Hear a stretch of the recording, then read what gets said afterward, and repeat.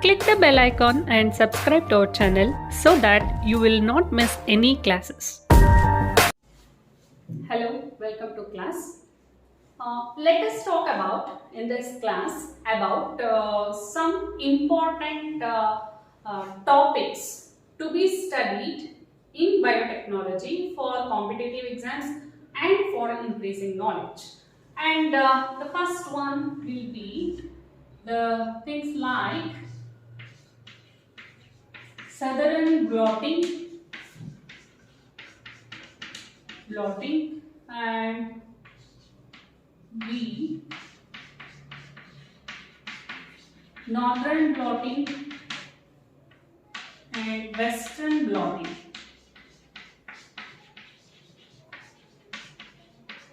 Western blotting techniques.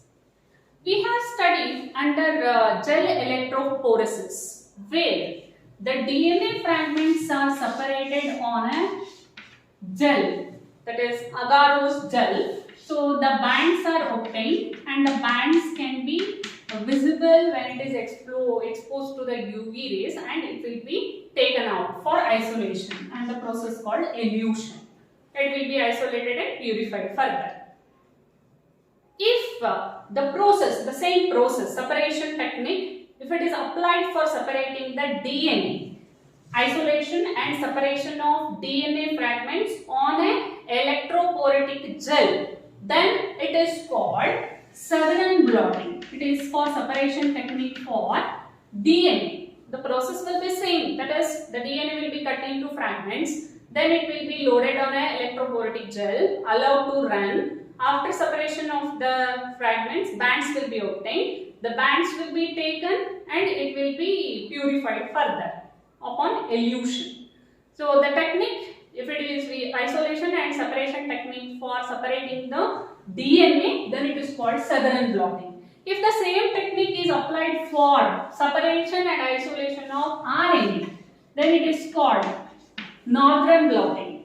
The same technique if we use it for separating the proteins, then it is called western blotting. That is, these are the scientists' name who developed the process, but the technique will be same, the electrophoresis, but depending upon the type of molecule is getting separated and isolated, we will call by the different names, and these are the scientist names. Then along with this, some topics like genomic library, genomic DNA library. So library is a place where we could get the different types of books, right? All the books will be collected there. Whenever we need, we go and refer there. So likewise, there is a creation of a genomic DNA libraries. Here, what is done? The chromosomal specific genes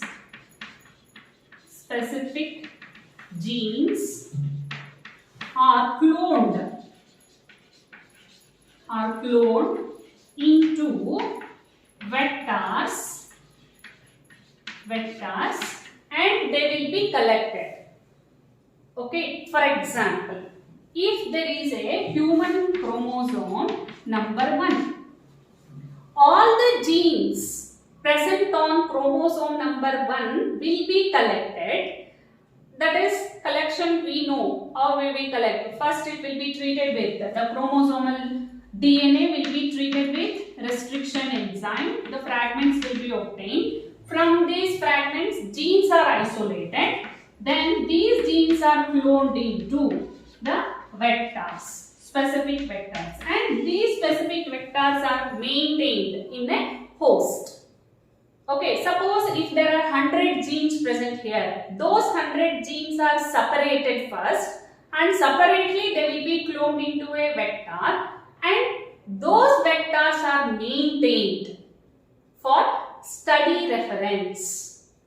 Okay, so whenever we need to study specific gene, then we can go for that specific vector, and in that vector we have the gene of our interest, and we can study it, and those are called as genomic DNA libraries, and they will be maintained at the biotechnological institutes. Okay, so there is a genomic library constructed for Escherichia coli.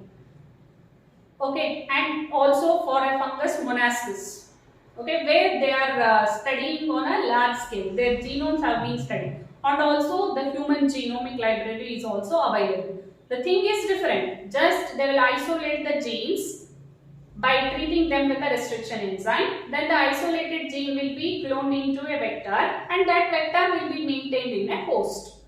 Okay, whenever we need, we can refer that. That's why they are calling it as a genomic DNA library. In the same way, for cloning, one more thing, for cloning these DNA to the vector, they make use of lambda phage. We know the lambda phages are the widely used vector for gene transfer in case of animals. So for that, they make use of lambda phage. In the same way, there is a library constructed for cDNA library.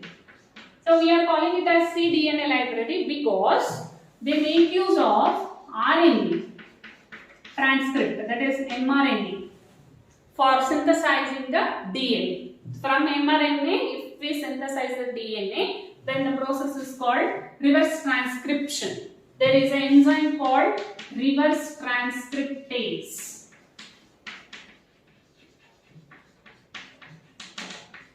Reverse transcriptase can synthesize the DNA from mRNA. Such synthesized DNA is called cDNA.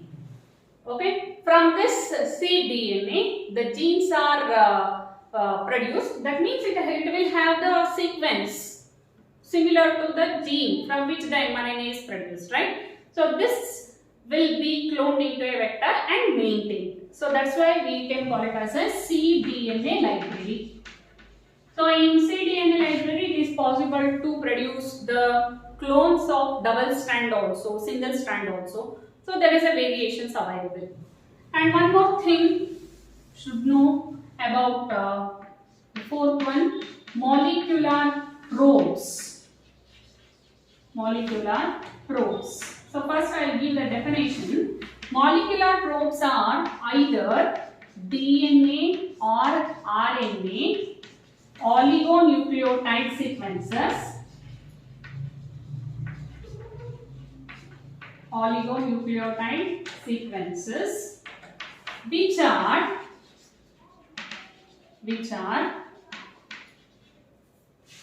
radio labeled